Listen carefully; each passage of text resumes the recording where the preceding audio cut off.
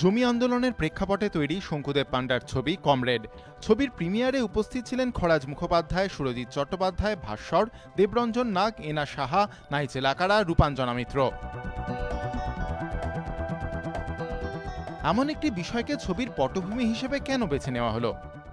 কনসেপ্টটা একটা political movie, political concept, কিন্তু পলিটিক্যাল কনসেপ্টের মধ্যে একটা কমার্শিয়াল এফেক্ট আছে। এবং অনেকদিন যেহেতু কোনো পলিটিক্যাল মুভি আমরা দেখি না, আমি নিজে একটু পলিটিক্যাল মুভি দেখতে ভালোবাসতাম, ছোটোবেলা অনেক দেখেছি পলিটিক্যাল মুভি।